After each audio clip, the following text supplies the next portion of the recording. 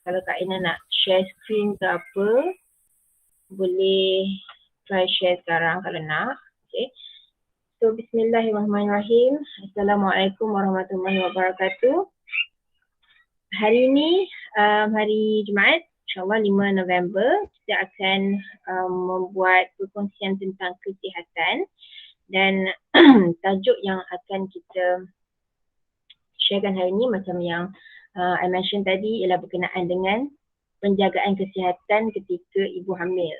Okay. Ramai orang yang selalu particular bila dah pregnant macam nak makan apa waktu pregnant kan, nak makan apa waktu pregnant, apa yang elok untuk baby dan juga tapi yang paling orang selalu search for ialah apa yang nak makan masa pantang kan, sebab dia orang risau masa pantang macam-macam benda tak boleh makan, itu tak boleh, ni tak boleh. So ada pula yang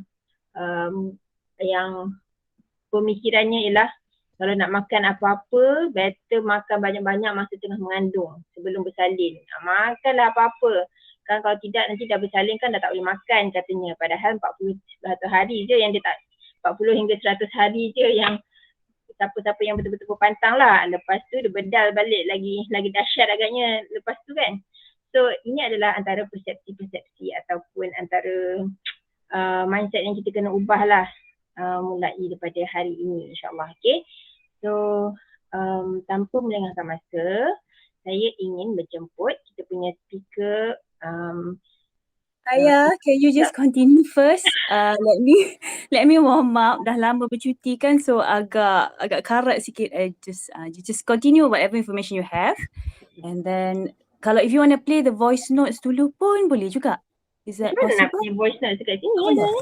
Boleh.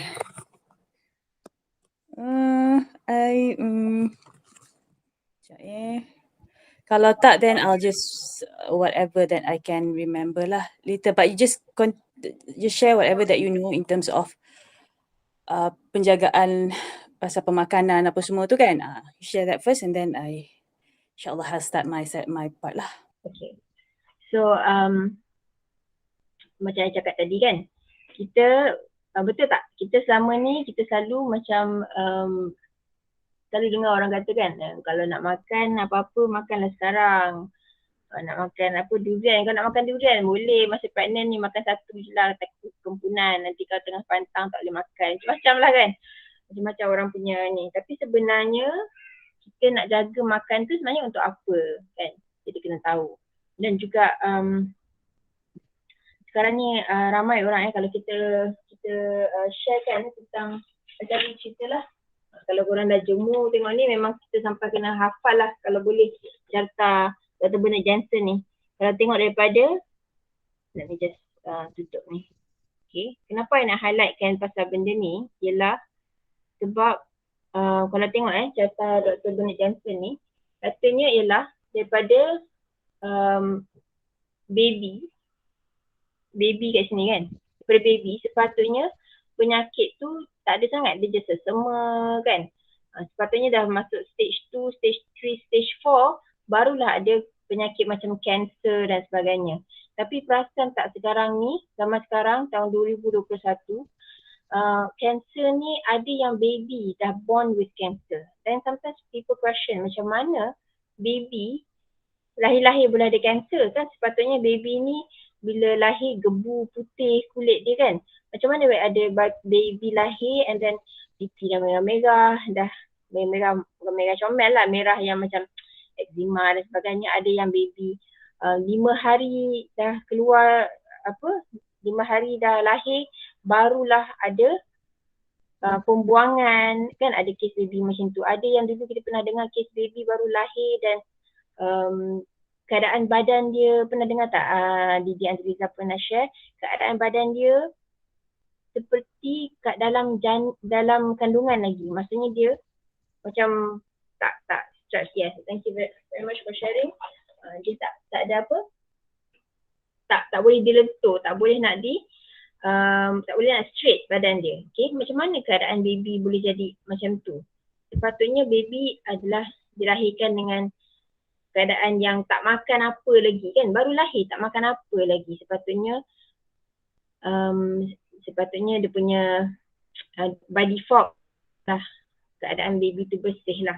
Okay, so macam mana prosedur macam tu ialah baby, I ulang balik yang previous session pun pernah share benda ni. Baby dilahirkan atas hasil daripada jin ibu dan jin ayah kan. So first of all ialah daripada jin tu sendiri. Genetically, adakah sel ibu dan sel ayah tu sihat? Itu yang the first. The second thing is, kalau sel ibu dan sel ayah sihat, Alhamdulillah.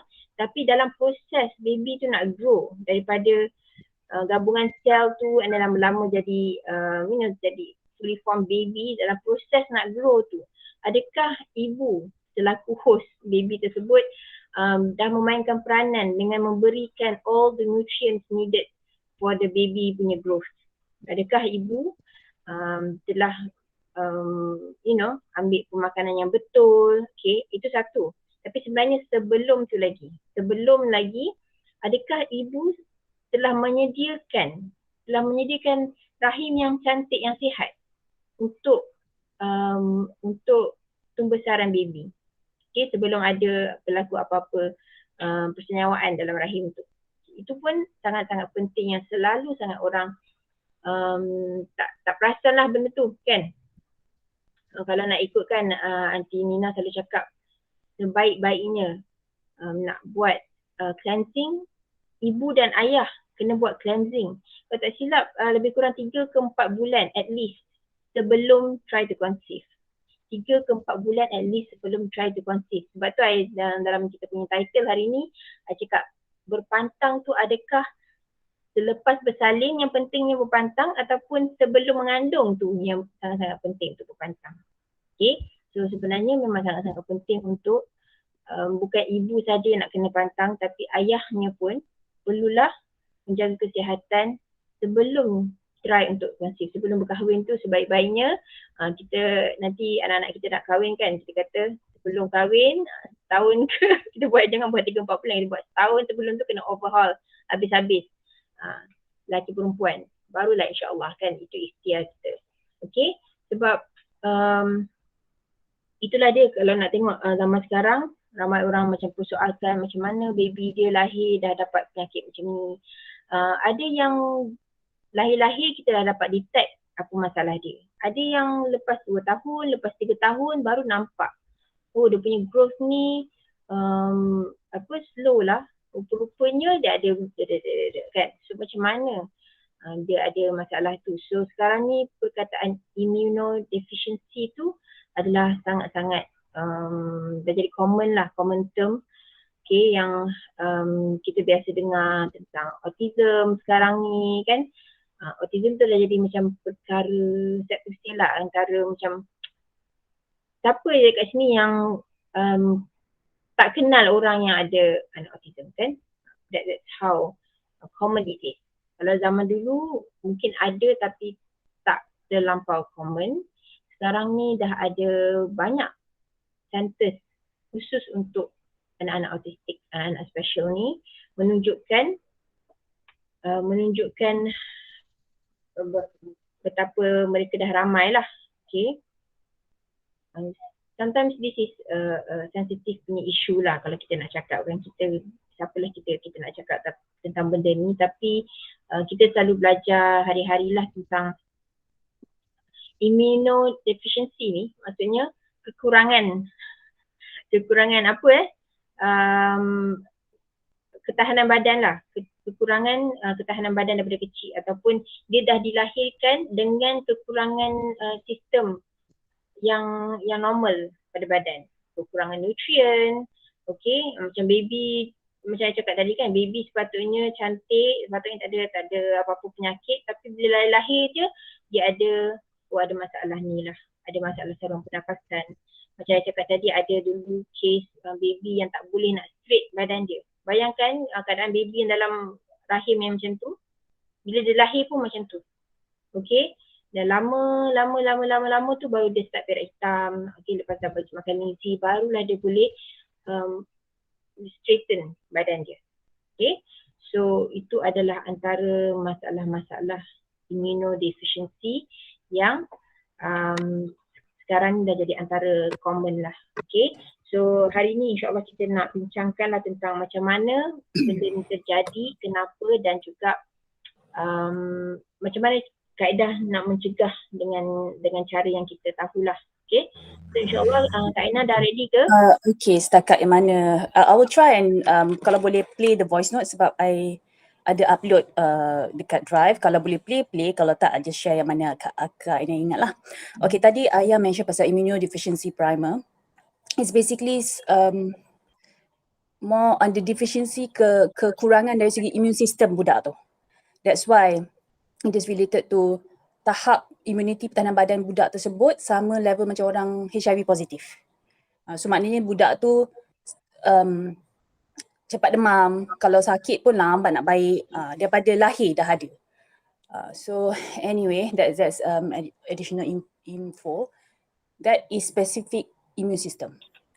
And tadi, sementara Ayah, maaf ya agak mengah sikit, Ayah tengah share tadi, mak akak dia teringat ilmu yang dikongsi oleh her own mother. My grandma, Tok Kak Aina, dia bapa dia adalah tok guru, dia lahir dan dibesarkan di Mekah. Dia hantar ke tanah Melayu zaman tu dia hantar ke tanah Melayu untuk ajar agama lah, tok guru agama. Pada waktu yang sama, arwah moyang Kak Aina ni, dia juga tabib. Jadi banyak ilmu-ilmu kesihatan yang my grandma, nenek Aina belajar daripada arwah bapa dia. Ini zaman 18 something okay. So one of the ilmu yang nenek my tok kongsi dengan my mum masa mula-mula my mum, I think zaman masa mula mak nikah, dia kata kenapa antara kemungkinan budak-budak lahir kenan, macam mana nak explain lah, dia macam naik rashes all over the face. Ni zaman dulu pun dah ada masalah ni. Kenan ni adalah sebab bila suami isteri tu bersama, dia dah bersama sekali, kemudian dia bersama kali kedua, dia tak cuci bahagian, tak bersihkan bahagian private part tu, alat kelamin tu. So dia kata kalau bila dah suami isteri dah bersama first time, kalau nak second time tu kena cuci dulu bahagian tu. So bila difikirkan dari segi basic cleanliness kan, bahagian alat sulit kita tu tak cuci kotor, then it goes into inside lah. So wallahu alam secara whether it is really scientifically proven or not, itu tak pasti, tapi ini ilmu yang tabib zaman 1800 kind of, memang awal 1900 lah. So that's one. Okay, I will try and share screen. Bismillahirrahmanirrahim. Sorry dah lama tak buat, agak you'll see everything on your screen. Okay, Bismillahirrahmanirrahim. Let me see. Okay, start now. Alright, ni you guys nampak you all kan? Okay, let me try. Allahumma salli ala Sayyidina Muhammad wa ala Sayyidina Muhammad. Silap. Saya pergi mail. We go to drive. Alright, let's see ya. Harap ada. Okay, voice notes Aina. Induce. Okay. Yang pertama yang Aina nak share hari ni adalah berkaitan dengan ilmu yang mak dapat masa set up parent support group yang pertama di Malaysia awal 80-an dulu. Waktu tu masa mak dapat tahu arwah adik Aina lahir Down syndrome 1981. So masa dilahir tu memang bukan nak kata tak ada maklumat. Bukan nak kata maklumat ada sikit. Actually back then tak ada maklumat pun. Memang langsung tak ada. Literally mak buat keputusan untuk berpindah daripada Kelantan, pindah ke KL untuk dapatkan bantuan lah, support and information and all that. So anyway, short story, dalam salah satu sesi parent support group tu, sama ada dalam sesi yang dianjurkan oleh mak, parent support group tu, or some of the workshops yang mak attend. Maklumat ni dia dapat daripada Allahumma salli ala Sayyidina Muhammad, pakar genetik, genome. So this person yang bagi tahu mengenai dari segi medical scientific evidence lah. Macam kenapa apa yang berlaku pada ibu, tubuh badan ibu yang berlaku semasa dia mengandung tu, macam mana dia memberi kesan kepada bayi. So I will try and play, hopefully boleh dengar. Ayah, nanti you comment apa, I need your input boleh dengar ke tak? Bismillahirrahmanirrahim. Boleh dengar ke? Okay, let me repeat balik. Wait, Okay, ini personal message Aina dengan Diamond Ungu. Masa tu dekat group Ungu dia ada orang, somebody ada post tanya pasal induced labour. Okay ke tak? Adakah pilihan yang baik ke macam mana? So kita Shonghorians kita tahu apa-apa hal berkaitan dengan kesihatan badan, kita try to ikut secara fitrah, natural kan. So akak bagi input ni lah, additional input pasal induce pula. Ini pasal kencing manis, sorry. Okay, tak apa. Nanti I'll just play. But whatever it is, this is PM Aina dengan Umu. So abaikan yang sebut Umu-Umu ni The content ada dalam ni. Ayah boleh dengar ke? I cannot see you. I tak dengar. Tak Kau dengar? dengar tak? Boleh dengar tak? Tak. I try play daripada sini. You try. Sekejap.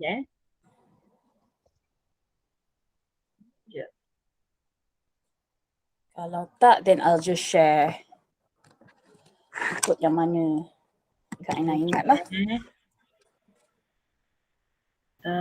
The first one Yang kencing manis tu. kencing manis. Okay, I try. Actually tak kisah whichever you nak play. Sebab dengan tak kecil, minum semua tak kecil. Okey, kencing manis. Ini pula maklumat daripada pakar. Okay, ya, dengar. Alhamdulillah. So I just put my screen kat sini je ke you? Boleh. Yang mak organisasi. Ya je, okay. Masa dulu, salah seorang penceramah kau tak silap, dia berkongsi, dia dekat meeting dekat rumah ataupun mak pergi attend workshop ke mana. Dia bercerita berdasarkan, dia kata bila ibu mengandung, segala masalah yang timbul, nombor satu, sebenarnya itu adalah indikator, kita pun fahamkan, adalah signal badan dah keluarkan, dah ada masalah tu. Kalau wanita mengandung, detect gula tinggi, tekanan darah tinggi, apa-apa semua ni lah dah tak betul, dah ada, perlu dirisaukan. Doktor dah ada bagi nama, maknanya dalam badan kita dah ada, memang dah ada. Cuma kebanyakan orang lepas beranak, semua ni hilang. Dia kata, oh dah baik. Bukan baik. It's just ada simptom bendap balik, dipendamkan kembali. Apa berlaku ialah Sorry. Umum, maknanya Kak Aina boleh off ke macam mana? Boleh off lah ke? Boleh off Okay. Okay. ialah best case scenario, masa mereka menopause, wanita-wanita yang masa mengandung darah tinggi, kencing manis, beranak, kencing manis hilang. Best case scenario masa menopause, kencing manis tu timbul dalam kadar yang 2, 3 kali, 4 kali, 5 kali ganda lebih teruk keadaannya. Tiba-tiba gula macam nak naik masa menopause. Sebab badan kita dah tak seimbang kan, hormonal imbalance and all this thing kan. Itu satu. Best case worst case what happens to someone yang very very close dengan kakak. Tak lama lah kot, 2-3 tahun selepas itu, dia detect mengandung anak pertama macam manis. 2-3 tahun lepas tu, ini buat berapa tahun, tapi tak lama. Anak dia masih kecil, dia dah start kencing manis. Dah start makan ubat. Dan bertambah teruk, sampai sekarang, doktor kata pankreas dia dah mati. Akak memanglah ni antara orang-orang yang kita bukan main lagi kita kongsi, tapi dia tak ada hidayah lagi, jadi tak ada rezeki dia lah nak buat macam mana. Tapi ialah sedih lah tengok orang yang kita sayang makin teruk. Dan kita cuba sedaya upaya nak bantu, cuma ialah tak cukup doa. Kita tak cukup doa dan mungkin usaha yang kita buat tu tak cukup kan. So, perempuan mengandung, kencing manis, confirm dalam badan dah ada kencing manis. Itu satu, si ibu. Si anak, when you are pregnant, you ada kencing manis, you ada high blood, high cholesterol, anak you will inherit all these things. Akan menurun pada anak. Ini pakar bahagian genetik dia bagi tahu. segala masalah yang ibu timbul masa ibu mengandung, anak yang kandungan tu akan diwarisi masalah-masalah ni. Bezanya sama ada anak tu lahir dengan masalah tersebut. Sebab macam akak, mak mengandung eczema teruk. So akak lahir dalam pantang dah kena eczema teruk. Okay. Sama ada dia kena lahir dah ada masalah tu, or 5 tahun, 10 tahun akan 5 ke 10 tahun mula kencing manis lah, darah tinggi lah, dengan budak kecil kena benda je, ya Allah biar benar. Or as a teenager lah, kenapa makin ramai budak makin sakit penyakit yang degeneratif ni, sebab masa dia mak mengandungkan dia tu dah ada masalah ni. So dia ada tu waktu lah. I think maybe umur type, and then akak go through tengok mana yang akak salah information. So nak kena pastikan maklumat kita post je, make sure dia tepat kan. So ini daripada mak. Mak pula ada level yang dia sebagai penceramah pediatrics and whatever lah ni. So itulah, bukannya daripada Profesor Dr. Google. Okay, bye-bye akak. Okay, so Okay, Ayah, I think some of the portions tak berapa dengar kan. Basically, this particular recording pasal kencing manis, high blood ataupun apa-apa masalah kesihatan yang si ibu yang timbul semasa mengandung ni is basically didapat daripada that genetic punya expert tu lah. And that's the first voice note. Second voice note, Ayah boleh tolong, okay, another case ya. Yang ni, remember my meeting ngopi dengan Ngetir bersama Aina. My first speaker was a close family members, Ain. Dia punya pengalaman dia sendiri. Anak dia yang bungsu. Kenapa dia mula terbuka hati nak mula berusaha supaya dia dan keluarga dia boleh amalkan produk secara konsisten, ialah sebab dia cerita masa meeting ngopi dengan Ngetih tu, dia kata anak bungsu dia lahir-lahir dah bermasalah sampai dia kata dia kena ambil cuti tanpa gaji. Okay. So baru dapat maklumat ni secara tepat dengan dia tadi, dia tak dapat nak join. So dia kata anak dia start bagi makan lenzi masa umur 8 bulan. So sebenarnya anak dia dah mula ada masalah berkaitan dengan sistem pernafasan. First admit hospital masa umur 3 bulan. Sebelum tu dia kata selalu demam macam tu sikit-sikit sampai dah makin teruk. So first admit masa umur anak dia baby 3 bulan. Waktu first admission tu doktor tak cakap asma. Okay. Second admission masa umur tak sampai 6 bulan baru doktor bagi tahu anak dia asma. So dia masa tu dia bagilah ubat doktor semua. Lepas tu sampai ke satu tahap yang Kak Aina ingat dia buat dia macam tak boleh jadi ni. Sebab bila doktor dah start bagi ubat, anak dia dah kena start mula ambil ubat yang ada steroid. Itu yang buatkan dia macam kira a wake up call lah. Dia kata this is not the way. Ini baru masa tu baru umur 6 bulan, 8 bulan dah cuti, dah kena ambil cuti tanpa gaji. Practically like I think hampir setiap bulan nak kena ulang alik hospital. Dia sampai bila nak macam ni? Doktor kata kena tunggu sampai umur 2 tahun baru baik. So this is one close person lah yang memang daripada baby dah ada problem. So that is the first topic dari segi bila perempuan mengandung, apa-apa masalah yang timbul walaupun sebelum mengandung tak ada masalah kencing manis, tak ada masalah asma, tak ada masalah alergi, semua tak ada. Tapi tiba-tiba bila mengandung, masalah ni mula timbul. That is badan kita dah bagi signal pertama, signal awal dah. Dah memang ada dalam badan. So itu pada ibu. Takkan nak tunggu bila dah menopause kena teruk baru nak mula ambil tindakan. Pada baby tu pula macam mana? Tak sayang anak ke kalau dah tahu masalah dah ada dalam badan kan? This is where proses baik pulih kena cepat. Okay, that's the first voice note.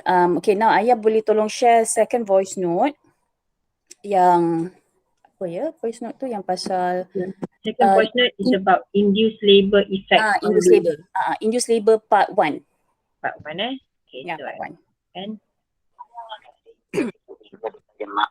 mak dapat daripada pediatrics, mak banyak dijemput oleh Pediatric Association masa zaman mula-mula dululah, masa adik kecil, untuk jadi speaker dalam meeting seminar mereka. Pediatric Association doktor pakar kanak-kanak baik dengan ketua diorang. So one of the things yang mak dapat ilmu daripada pediatrics ni, induce baby yang di-induce ni, dia menyenangkan ibu dan menyenangkan doktor gynae. Tetapi kesannya kepada baby, mother tak ada sangat kesan, jarang lah, unless kalau ibu tu ada banyak komplikasi. Sekejap ya. Okay. So I perlukan the second part terus.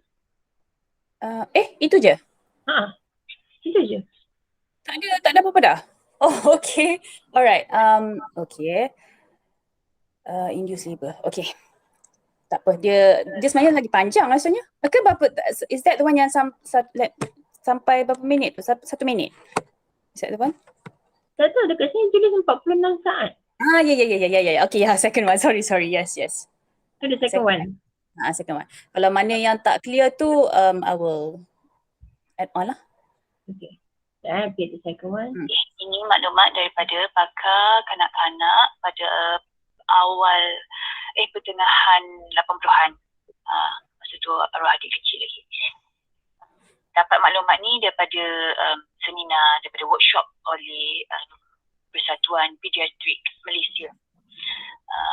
Mak di sana atas jemputan the committee, the organising committee, atas jemputan to become a speaker, bukan jemputan untuk jadi audience, tapi untuk jadi penceramah. So at that level, ilmu yang mak dapat. Kesan baby yang di-induce, kebanyakannya banyak komplikasi pada baby. Ada tu daripada betul-betul lepas induce tu pun terus dah ada physical, kesan physical, kesan dari segi development of the baby, how it affects the brain, how it affects the certain organs. Because bila induce, kalau induce on the day of lahiran tu, dalam 2-3 hari sebelum atau selepas tu tak apa, tapi kebanyakannya induce kadang-kadang tu sebulan, ikut suka mak bapak or doktor nak decide hari apa. So bila premature or even over time, terlebih daripada jangka waktunya, memang akan ada efek. That's why when umur suggest natural tu semua ni kan, kita bagi solution that is the best. Try to usaha sebaik boleh. At the same time, akak rasa terpanggil untuk share dengan umur supaya umur boleh type. The fear factor punya, kita kena cipta Allahumma salli ala sayyidina. Kita kena wujudkan keperluan dari segi fear factor ni. Kalau you induce juga, this is what gonna happen to your anak-anak, baby. Ya. Sorry. Dia terhilang daripada radar sekejap. Gonna happen to your anak-anak, baby. Ini daripada pakar kanak-kanak. Because dia kata, gynae apa ni semua, senang-senang je induce. Tak tu dapat kat kita, baby tu dapat kat kita, the pediatrics ni, in macam-macam masalah. And we have to cope with it. We are at the receiving end, dapat baby yang macam-macam masalah. And masalah ni kalau yang setakat tahun 2 tak apa. Yang ni jenis permanent. Permanent physical, permanent mental, that kind of thing. And the baby, the child will go through this hospital visits macam-macam ni. Of course it will affect emotion, trauma. Macam arwah adik akak dulu 4 tahun operate because of the trauma of the operation, sampai dia meninggal, dia masih lagi trauma dengan doktor. Satu-satunya doktor yang boleh pegang dan rawat dia adalah doktor keluarga, profesor.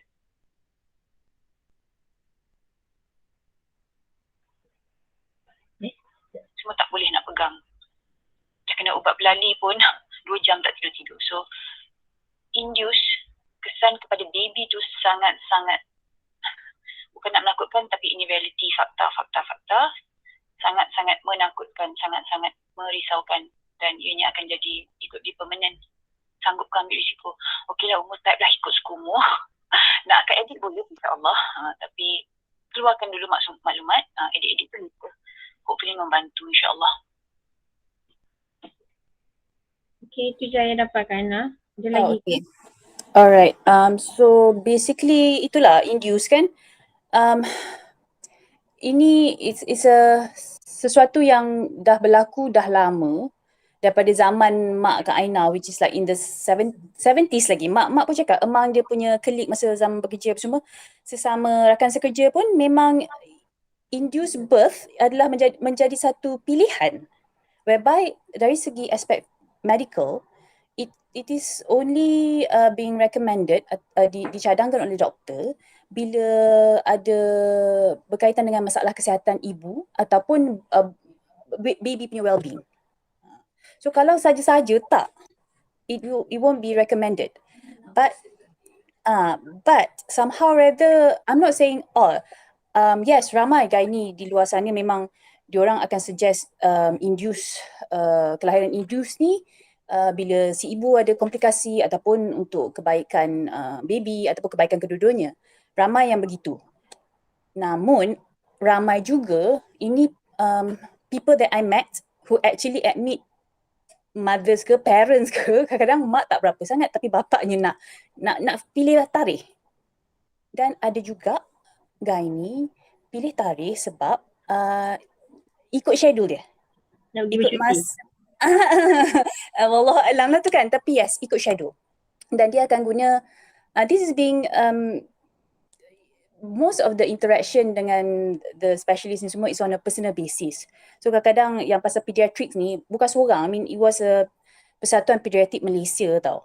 So diorang as an association, it's like sort of like macam ramai lah bagi input. It's like luahan hati lah, the pediatrics. Gynae bukan suka-suka lah. Gynae decide nak induce, padahal tidak ada keperluan untuk induce. Dah induce baby keluar, ada komplikasi fizikal, ada komplikasi macam-macam lah lagi kan. Yang ataupun parents decision, kadang-kadang gynae tak bagi. Okay, but parents yang insist, especially dekat, Kak Aina tak tahu government hospital macam mana, boleh pilih ke tidak, tapi kalau dekat private, iyalah. It's been an ongoing practice. Wallahualam berapa ramai yang melakukan ini ke apa ke, but it's easy, senang nak. It becomes like jadi pilihan, whereby patutnya ia menjadi satu atas sebab medical. But yalah, bila dah macam tu, so the parents yang decide nak bersama lah, nak supaya ada juga yang jenis sebab dia minta induce awal, and then for whatever reason, career ke apa, kemudian dapat lahirkan anak tu tak cukup umur. Bila tak cukup umur, tak fully develop, tak matang, tak fully develop, so anak tu, baby tu sakit. So bila sakit, si mak bapak lah yang kena ulang alik hospital, kena jaga anak yang sakit. So menjejaskan, of course lah, just not only the baby's life but the parent's life as well. So career and all that lah, memang ada. So this is something yang induced labour ni adalah yang you kata tak bagus ni ialah sebab memang sometimes ada case yang perlu induce keadaan dia kan. Tapi yang tak eloknya adalah bila tak ada apa-apa masalah, sihat semua waktu, tak ada apa-apa, yes. Dan induce sebelum dia punya 40 weeks lah, maksudnya sebelum ni. Okay. Sebabnya ada kebarangkalian dia tak fully form. Yes, bukan ada kebarangkalian, memang I mean like naturally, I mean the body, the baby will develop accordingly kan. Some normal time frame ikut waktu berapa bulan besar ni. Ada setengah yang 12 bulan pun dah ada yang dah fully form, ada. Ni pengalaman mak dengan early childhood, dengan parent support group, with her volunteer work semua ni, ada 12 bulan dah fully form. 12 minggu. 12 minggu. 12 bulan, ada yang over time, 12 bulan baru lahir. So ni dia lah, bila doktor tengok baby tu sihat, tak ada apa-apa, so dia just okay, tunggu as best as possible, the doctors will try to untuk natural birth lah. Sebenarnya kalau induce ni apa yang sebab tak tahu, induce ni dia adalah masukkan sesuatu masukkan ubat. Dia inject something. Dia force, dia paksa.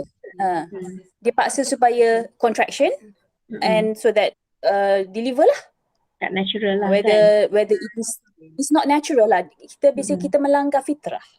Kita melanggar fitrah. Memang ada kes yang lebih jangka waktu. Like my mom said 12 bulan punya baby pun ada yang lahir. Tapi doktor akan monitor.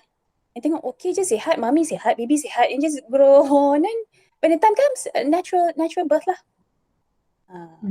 So induce is for a method untuk bila ada keperluan, like ayah sebut tadi lah, bila ada keperluan, selalunya keperluan medical lah, whether dia menjejaskan kesihatan ibu, menjejaskan kesihatan baby. So bila kita melawan fitrah, kita buat sesuatu paksaan, this is where complications, things happens. And yang terimanya, yang terima, yang kena take on, yang kena kira manage is the PIDS lah. So Raina, boleh ke explain pasal primary immunodeficiency tu lebih sikit tentang bayi yang lahir dengan organ dan sistem badan lemah? Okay, dia basically yang mana, I remember ni sebab Prof Chen masa dia punya yearly roadshow kan, dia every year dia akan datang update what's the latest Lindsay punya research semua kan. So masa tu dah dekat Syonghua baru ni, so that must be lepas 2006. So that particular roadshow dia share pasal primary immunodeficiency disorder ni. It's about kids, dia lahir-lahir tu ataupun below 5 or below 6, I can't remember the exact information. I hope somebody ada somewhere on the internet.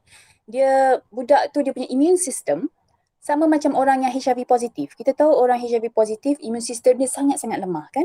Maknanya dia tak boleh, kalau dia batuk tu berlarutan, berpanjangan. Kalau demam tu susah nak baik. Ataupun perubahan cuaca sikit je terus dah demam. You know, senang berjangkit, senang jatuh sakit, badan dia lemah lah, badan dia the core, body base dia very weak. So that's why they are constantly kena demam, batuk, sesama. Ini yang simple-simple. Or dia kena jangkitan yang kalau macam kita orang biasa pertahanan badan good, kita kena demam yang virus yang teruk, we are able to kalau naturally tanpa Lindsay apa semua, if I'm not mistaken, hopefully kalau tak betul please perbetulkan.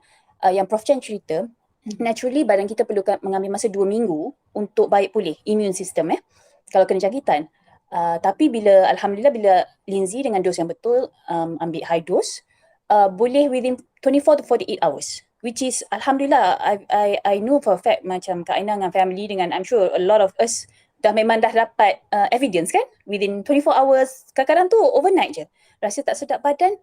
Tak payah cerita lah Yungkian apa, Nutri tablet or coffee pun, ambil coffee setiap 2 jam 2 paket kan. Sebelum tidur tu ambil lah pulun banyak-banyak sebanyak yang boleh, and then rest, minum air cukup, kena bersedia kerap ulang alik ke tandas. But by the next morning kita dah okay lah, dah tak demam, dah tak sakit badan kan.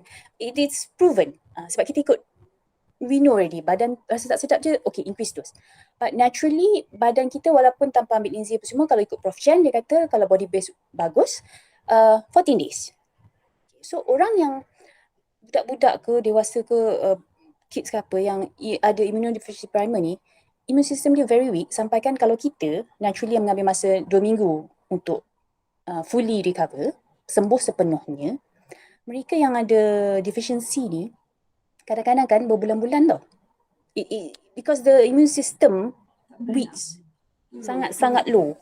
That's why diorang ni tak boleh nak keluar rumah pun susah, sebab takut nanti ada jangkitan ke apa. Orang bersin jauh pun dah jadi risau. You know, you are so scared that you senang jatuh sakit. Dan bila you jatuh sakit tu memang lambat nak baik. So that is basically it lah. Primary immunodeficiency. Allah belik nak sebut. And Prof Chen dia bagi tahu pasal primary immunodeficiency ni, dia kaitkan dengan triclosan. Kita pun tahu triclosan bahan yang digunakan untuk antibakteria punya products. Skincare, personal care, tooth. Yalah, all this ubat gigi kan. So it is from chemicals. Triclosan lah one of the chemicals. So this is where, and another thing pasal the chemicals, all these things, ramai orang kata dari segi pemakanan. Ayah sebut tadi pemakanan, kita kena makan makanan yang sihat apa semua. Is our skincare, personal care? Can remember that Harian Metro punya article that I shared in my presentation dulu tu. That's why Kak Aina decide nak summarize betul-betul bagi orang nampak yang bahawa ya Allah, dalam uri bayi berapa puluh, 35 ke, I can't remember lah. Lepas tu 40 ibu mengandung. dalam darah mereka semua ada minimum 5 jenis bahan-bahan kimia dan maksimum berapa puluh bahan-bahan kimia yang boleh menyebabkan kanser, boleh menyebabkan all this primary immunodeficiency, boleh all this serious medical challenges, masalah kesihatan yang sangat berat lah yang terjadi pada peringkat awal pipi baru lahir. So makan pemakanan nak ambil tu, tapi personal care kita, skincare kita, pada Kak Aina lah kan, kalau orang tu tak nak makan produk pun, tak nak minum kopi ke apa ke, tukarlah your personal care skincare. Kalau rasa macam tak bersedia nak tukar sepanjang masa, dan at least masa you tengah mengandung ni, daripada you mengandung sampailah you habis, bukan saja sampai habis pantang, I would say sampai you habis menyusu anak you. Sebab selagi anak you dependent on you untuk nutrien, untuk dia punya makan harian, selagi tu you bertanggungjawab, wajib you nak pastikan you bagi benda yang selamat pada anak you. Sama juga, bukan dari segi pemakanan saja, tapi dari segi apa yang kita tepek dekat kulit, pakai kat kepala ni apa semua. Melaluk daripada. Okay. Sebab ramai orang tak yelah tak sangka kan benda-benda yang krim tu boleh. If I can share satu cerita yang kita punya upline kita, Tina pernah cerita, tak ingat apa masalah baby tu, tapi baby dia ada masalah kesihatan, dan sedangkan mak dia ni masa mengandung pun macam jaga juga pemakanan semua kan, dan tapi yang mak dia ni ada, tak ingat betul apa baby dia punya problem, tapi mak dia ni masa mengandung ada eczema yang sangat-sangat kronik. Okay, dan apa yang mak tu buat masa dia tengah gatal yang sangat-sangat masa mengandung tu hanyalah sapu krim saja. Dia sapu krim untuk dia punya gatal-gatal yang dia memang sangat tak tahan tu. Dia tak ada makan apa-apa ubat dan sebagainya. So efek pada baby tu walaupun krim. So kita jangan ingat krim luaran sahaja tu tak ada wajah kan, tak ada kena-mengena kan. Sebenarnya kulit tu dia boleh krim tu boleh penetrate dalam kulit kita dan juga boleh masuk ke saluran darah kita dan sebagainya. Yes, in fact kan tadi my mum ada kat depan ni, dia yang bagi input ni. So mak tadi ingatkan macam yes, ayah cakap dia masuk melalui kulit semua. Sebenarnya kan apa yang kita pakai, kita sapu kat kulit kita guna untuk berus gigi ni semua, it goes straight into saluran darah. Baik-baik benda-benda yang kita makan, kita minum, masuk dalam hadaman kita, lepas tu ditapis buah pinggang, ditapis kita punya hati. So banyak level, banyak penapis-penapis. Whereby apa yang kita sapu dekat kulit, yang kita letak kat gusi kita, yang kita letak kat kepala kita setiap hari, itu dia terus meresap masuk dalam saluran darah. That's why dalam kajian World Wildlife Federation dengan Greenpeace Foundation di UK, bukan kat Malaysia, UK punya research tu, Harian Metro punya artikel tu, diorang discover that bahan-bahan kimia yang tinggi kandungannya, yang semuanya boleh menyebabkan kanser, carcinogenics. It is dalam darah. So bila dah dalam darah, itulah yang mengalir satu badan kita kan. Itu jugalah yang membawa nutrien untuk badan kita, oksigen. And yet pada waktu yang sama, sebab kita duduk pakai benda dekat kulit ni, itu jugalah yang membawa racun ke satu badan kita.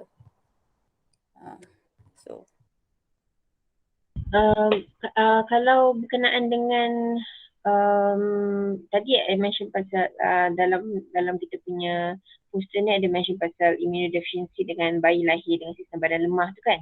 But do you have any input tentang autistic kids? Adakah similar dia punya Okay, this is what input my mum dapat masa during her parent support group punya days apa ni semua kan, volunteer work semua. This this one mother, dia ada anak autistic. Ni dia buat research anak dia sendiri. She's a pharmaceutical professor. Okay, she's a she's a professor in pharmaceutical. Okay. So she stopped work because dia dapat anak autistic, and most people would know bila ada anak autistic, the care, penjagaannya sangat-sangat lebih daripada full time. Okay, because sometimes there are some autistic kids or autistic person, they orang tak tidur. They could go on and on and on. So triggered by, okay, this is what based on this particular lady, her mother stop work untuk jaga anak dia full time, and dia buat research because dia nak tahu lah, because you are faced with a situation whereby you need to figure out macam mana nak solve, macam mana nak manage kan. So dia buat research on her child. And she noticed lah what can trigger budak tu jadi hyperactive, like literally 24. Okay, benda yang ada colour orange, makanan yang ada colour orange. So pisang kaki, papaya, all the food, natural food yang ada warna orange, carrot, make him go berserk. He will go on for 36 hours, tak rehat, tak apa. Ini it's just a one case, but she's a professor in pharmaceutical. Okay, and lagi satu, pewarna itu natural food tau, warna orange any other food? My mum tengah interview. Any other food? Can't remember lah. Some other things lah that she shared with the group of the parents tu. Another thing, pewarna makanan. Warna apa? Kuning. Kuning tu from this particular lady, professor tu. And ilmu ni mak memang dah tahu daripada arwah Tok Kak Aina, for my grandma. Daripada dia I think daripada mak as an adult kot. No, as a child my grandma bagi tahu mak she would not use yellow. Dia tak, nenek Tok Kak Aina takkan guna pewarna kuning. Merah tak apa? Kuning tak. Pewarna natural. Pewarna makanan. Yang dalam botol kecil tu warna kuning. And if I'm not mistaken, and that's what dia tak guna kuning, merah dia guna kalau nak buat dessert ke apa-apa kan. And that's what ilmu yang mak Kak Aina guna pakai apa semua. And also now, if I'm not mistaken, ada shared research this year lah. Rasanya ada somebody shared in the WhatsApp group apa semua ni, Shongho family ni, pasal pewarna makanan. All the different colours, walaupun food grade, walaupun orang cakap kata, alah apa you takut sangat pewarna makanan ni, is boleh makan apa? Memanglah boleh makan. Tak ada masalah untuk orang yang tak ada masalah. Macam Kak Aina memang daripada lahir dah ada problem. And then lagi satu faktor, semua makanan color dia sangat-sangat terang, so bright. You know, dia tak bersikit. Walhal pewarna makanan tu patutnya dia bubuh jumlah sikit lah, pastel kan. Tapi orang sekarang nak rainbow cake, you know, apam polka dot, you know, all those things. Color dia very like, ya Allah, kita tengok dia jauh pun tak beli, takut. So I said, yes, it is edible, safe, food grade. Tapi kalau badan kita memang dah ada masalah berkaitan dengan hati, dengan macam-macam problem, then it will be problem lah untuk kita. Masa mak kecil dulu, Sekejap ya. warna yang liquid dalam botol kecil tu, yang Star brand, whatever it is, was the thing that we use. But we didn't use powder. Oh, okay. Kita tak pakai powder, because powder very, very potent. You guys boleh dengar ke my mum cakap? Letak mic dekat yang okay, tak apa. I just repeat. Okay. My mum kata masa kecil, they all use pewarna makanan yang cair. That's all yang available. But now banyak yang bentuk powder. So there is the element of the powdered ones could be yang stronger potency dia tu. The chemical content itu very potent compared to the liquid one. But whatever it is, pewarna makanan. Ini yang the professor in pharmaceutical tu bagi tak share juga. Confirm lah bila mak kata, oh padan lah Tok dulu tak nak warna kuning. Memang tak pernah ada warna kuning dekat rumah. And my grandma memang apa-apa maklumat dia belajar semua daripada dia punya her late father lah yang tabib tu. Yang orange tu kenapa Orange is some component in, kita pun tahu certain food, macam food that is dark colour, fruits, purple coloured fruits are good for the brain. Beetroot, sweet potato yang purple, Japan, dia orang banyak, this one particular place makan banyak sweet potato purple, memang good memory and delay aging. That is, itulah.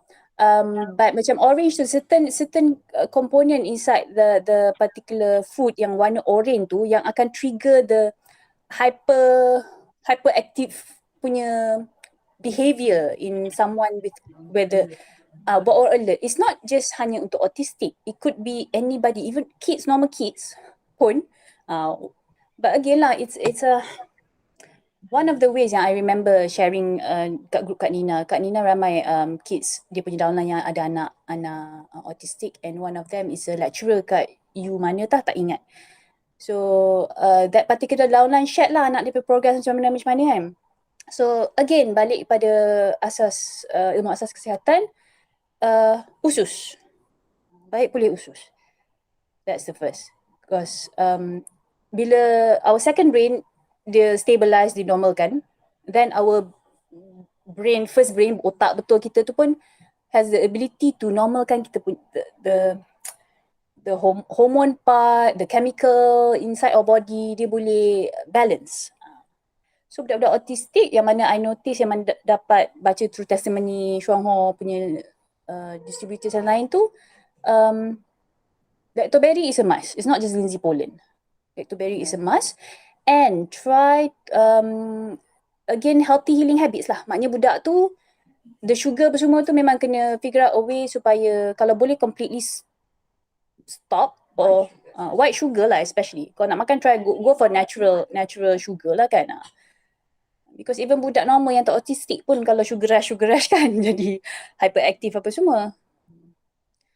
But I know when a person dia tak alert all the time, calm all the time.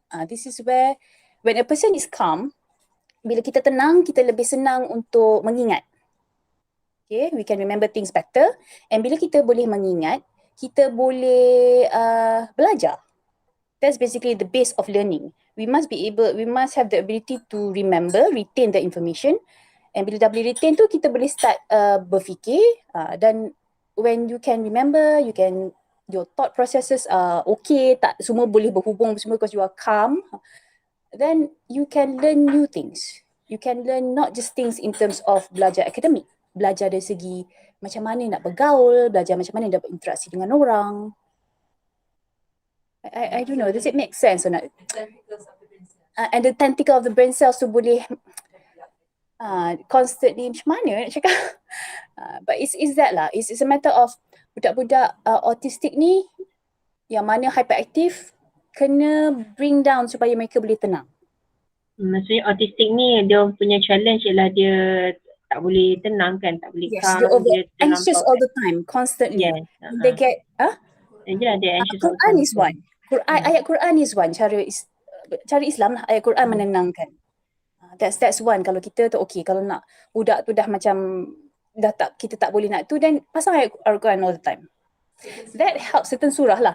That helps. Pengalaman Kak Aina dan keluarga sendiri dari segi penjagaan OKU kan, especially towards the end terminal tu, constant ayat Quran 24 jam sehari pasang. Biar dengar. Even to the point bila Kak Aina nak solat, Kak Aina akan solat depan dia, ayat Quran, Kak Aina, the phone dekat bawah dia tu pasang very low supaya dia boleh dengar sikit-sikit, but I will solat in front of him. Just to let him know, because dia try our best tak nak biar dia sorangan. So ayat Al-Quran. And we notice that yes, bukan saja dia menenangkan dia, arwah adik, tapi menenangkan kita yang mendengar, penjaga yang mendengar. Because that's, sebab kalau kita nak constantly also ialah whatever it is physical, kita tak boleh nak completely lupakan aspek dari segi benda-benda yang tak nampak. You know, syaitan is always with us, so that helps. It's a holistic thing lah. Maksudnya bila tadi Kak Aina kata yang Prof tu buat research on apa anak yang cerita anak dia tu, memang pemakanan tu memberi efek yang agak ni lah kan, agak obvious kan. So pemakanan tu sangat-sangat penting. And research dia memang jenis scientific way lah. Cara approach dia scientific kan. She's a professor kan. Kita juga boleh buat research kita sendiri dengan cara yang sekadar yang kita tahu dan mampu lah. Okay, actually every one of us, this is what I'm trying to like people create kesedaran bahawa kita, setiap seorang daripada kita, tak kisahlah terbelakang apa pun, kita boleh menjadi pengkaji untuk diri kita sendiri dan untuk keluarga. Apart from InsyaAllah, we can be our own doctor, family pin doctor, kita juga boleh menjadi our own researcher. Cuma beza kita dengan saintis dan pengkaji-pengkaji di luar, lokasi kita. Lokasi kita bukan di makmal, lokasi kita di rumah. So we can do our own research. Yang penting kita kena monitor whatever that we do tu, kita kena write down, catat, document. And we have to, katakan kita buat sesuatu, dapat keputusan, you see the result, dapat faedahnya, kita kena buat sekurang-kurangnya kan. My mom always say 3 kali. But I would say buat untuk 30 hari, if you dapat kesan yang sama sepanjang 30 hari ini, baru you boleh kata, ya, ianya berkesan. Ianya berdasarkan is a result oriented evidence based. We can do that on dalam tahap kita lah. Dan from there kita boleh, bila kita nak share dengan orang pun, orang kata, oh, I dah buat ni macam ni, this is what happened. It is proven within 30 hari dah nampak kesan yang sama je. Itu cara simple lah. Yeah. Okay, kalau I nak tambah sikit tadi yang the first voice note Kak Aina share tentang kalau orang tu, sebab kita tahu hujung ni kan, I just nak macam summarize sikit lah. Kalau orang yang dah pregnant, dia tengah pregnant dan dia mengalami kencing manis atau tekanan darah tinggi, ada some people dia alami benda ni masa pregnant saja kan.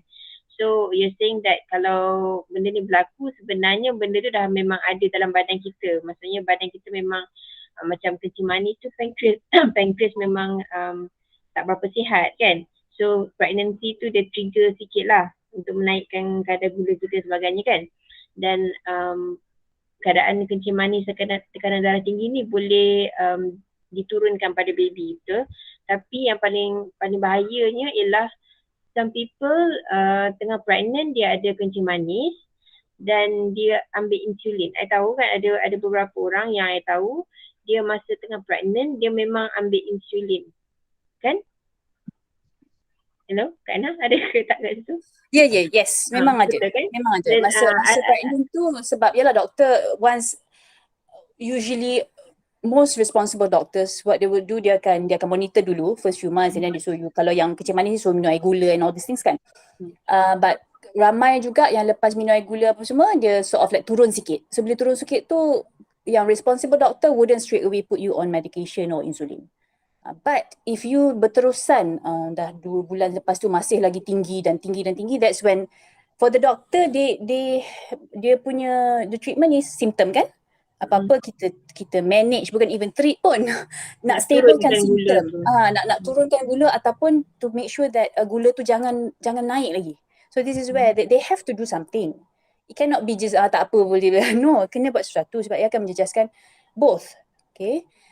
So yes, memang there are those yang bila dah detect kencing manis, dah after sometimes still tak turun-turun, makin teruk walaupun dah jaga pemakanan. This is where the medicine comes in, the insulin will comes in. So, memang. Dan ramai yang bukan kita nak salahkan doktor, tapi sebenarnya parents tu kena apa? Ambil tahulah. Kan? Ambil tahu dan ambil tindakan. Because you need to get the right information. Insulin ni antara side effects dia, kalau tak silap ayah, dia menjadikan baby tu besar kan. Orang kata kalau mak kencing manis, baby tu akan jadi besar. Yeah, that is quite common lah. Either kalau tak maknya tak kencing manis, bapaknya kencing manis, itu pun berlaku. Quite tak banyak tapi ada cases macam tu. Jenis yang ada tu juga, jenis yang mak bapak kecil tak ada masalah apa semua tapi baby besar. Jenis macam oversize. And one thing I think this is the last quote yang nak highlight. Bila dah mula ada kesedaran dan ilmu pasal kesihatan ni kan, I don't know lah you guys, tapi macam Kak Aina and my friends yang mana yang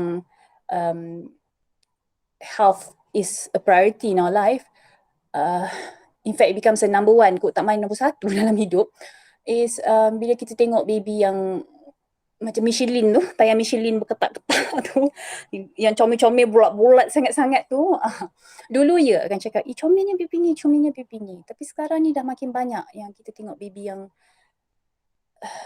bukan gemuk dah terlebih-lebih dah. And then kita tahu dekat China ada berapa banyak dah cases baby sebab steroid kan. Ubat berasaskan steroid, baby tu jadi macam tu. So we know already itu adalah sesuatu yang tak normal, sakit, baby tu sakit. And ada juga bukan sebab dia pakai ubat steroid ke apa, tapi sebab yalah mak dengan ayah tu ada masalah, so anak tu it becomes like that. So now Kak Aina yang my friends yang mana bukan ahli Syuanghua pun, yang very conscious about health and wellness, baby yang bulat-bulat lain macam ni kita orang macam, ya Allah, kesiannya budak ni, takutnya, you know. Try lah nak share information semua. Sebab kita, alah budak kecil, biasalah, comel lah apa baby ni. Nanti dia besar dia okey lah. Tak tahu lah. Okay, betul-betul. Baby yang especially sekarang ni kalau yang ambil susu formula tu kan, kadang-kadang dalam susu formula tu ada banyak gula. Kadang-kadang gula tu contribute to, sebab parents kan suka anak yang gebu-gebu kan. Dan kalau anak tu kurang gebu, orang kata anak tu sakit pula, macam-macam. Thank you very much Kak Ana for sharing hari ini. Siapa-siapa ada apa-apa soalan tak tentang topik yang kita bincangkan hari ini? Okay, so saya rumuskan semula. Apa yang Kak Ana share hari ini adalah tentang kepentingan kita menjaga kesihatan.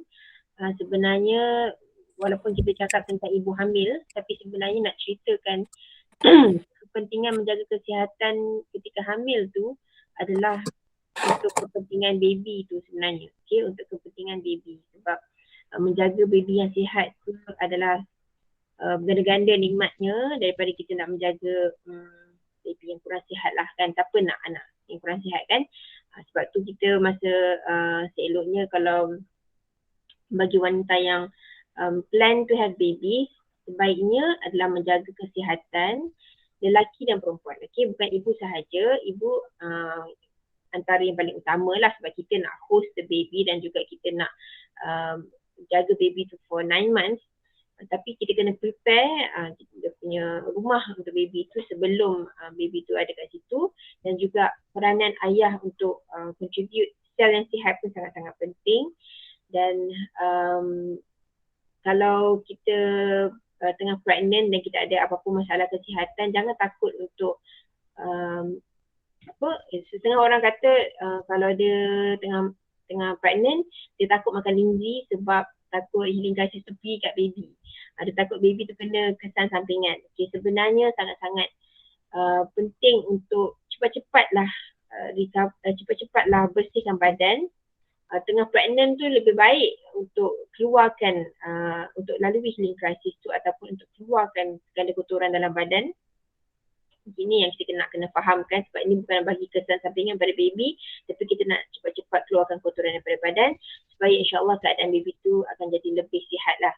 Okay, sebab kalau nak tunggu sampai kita dah baby dah fully formed dan na'udzubillah lah kalau dia ada apa-apa penyakit kan, lepas tu baru kita nak keluarkan kotoran tu, baru kita nak keluarkan dia punya penyakit, jadi lebih banyaklah kerjanya. Okay, so jangan takut untuk lalui healing crisis ketika pregnant. Lebih baik sebenarnya, sangat-sangat baik sebelum baby tu lahir, dan juga sebaik-baiknya kalau boleh cleanse lah badan kita dahulu, ibu dan ayah, sebelum conceive.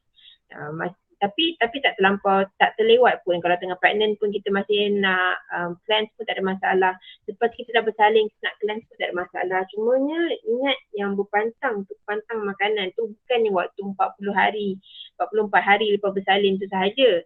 Dan lepas tu kita nak kita pantang nampak makanan pula lepas tu kan. Sebenarnya sebaik-baiknya pantang makanan tu lama-lamanya lah untuk kesihatan badan kita, dan kita nak menyusukan baby tu lagi, and then untuk anak yang seterusnya pula kan. So kita kena jaga kesihatan badan kita. Okay, so nak add on last. Okay, dia basically is with for ibu mengandung pun is the same dari segi asas kesihatan. It's a matter of macam Gold Diamond Kak Ina, Double Diamond Kak Liza semua selalu cakap singkirkan toksin, maknanya kita keluarkan kotor-kotor, cukupkan nutrisi badan, and at the same time jangan tambah toksin. Cara yang orang lepas pandang tambah toksin adalah pemakanan tapi inilah kita punya what we on the skin. What we tiap-tiap hari sepanjang masa gosok gigi tambah toksin, pakai sabun tambah toksin, shampoo tambah toksin. So kita dah singkir, tapi at the same time kita duduk still pakai barangan yang tinggi kandungan bahan-bahan kimia yang boleh menyebabkan kanser. So Sinking toksin, stop masukkan toksin and cukupkan nutrisi. That's basically it lah kan, apa-apa pun. And betul lah ya, masih belum terlambat wherever tengah mengandung ke, dah berpantang ke apa ke, just start aja. Tak kisah mana-mana level. Okay, that's all. Okay, alright. Thank you very much Kak Ana untuk sharing hari ini. So kalau kita tak ada apa-apa soalan, boleh tak kita ambil gambar sekejap? Kak Ana ada ni tak? Kita ambil gambar sekejap. Ini projek ni. Puan Amalina, boleh on kamera dengan Nanti Aisyah. Nanti Aisyah selalu datang tapi dia senyap je. Okay. Ambil gambar 1, 2. Sorry. 1, 2. Okay, thank you very much semua atas kehadiran. Yang lain tu ramai yang hari ni kata tak dapat join sebab ada hal-hal lain kan hari Jumaat ni. So tak apa, insyaAllah kalau berkesempatan kita akan try to upload this session. Okay, macam yang session kita yang sebelum ni. Okay, thank you very much atas kehadiran. InsyaAllah the next session kita akan buat hari Isnin. Kita akan berceritakan tentang business sharing waktu yang sama pukul 3. Dan jika berminat boleh join dan saya akan share link tu macam biasalah sebelum meeting dan boleh ajak downline dan siapa-siapa yang berminat. Okay. So thank you very much. Admin nak tanya bila roughly bila nak upload this particular meeting, sebab ada ramai yang tak boleh attend and bila boleh nak tengok nanti dululah kena tunggu. Bila video editor request By Sunday insyaAllah. actually yang Kak Aina punya voice note tadi kita boleh uploadkan benda tu kan. Share that one, tak ada masalah. Hantar yang clearer version. Sorry lah. That's backup plan. Kalau tak boleh cakap, at least boleh dengar. Boleh je, no problem. Okay, so insyaAllah nanti kita akan update link dia bila dah siap. Okay. So minta maaf lah kalau ada apa-apa kekurangan sepanjang Google Meet ni. Okay, nanti Ina akan upload dia punya link. So jumpa insyaAllah hari Isnin depan pukul 3 insyaAllah. Okay. InsyaAllah. Thank you very much semua. Akhiri majlis hari ini dengan wabillahi taufiq wa hidayah. Wassalamualaikum warahmatullahi wabarakatuh. Assalamualaikum. Bye.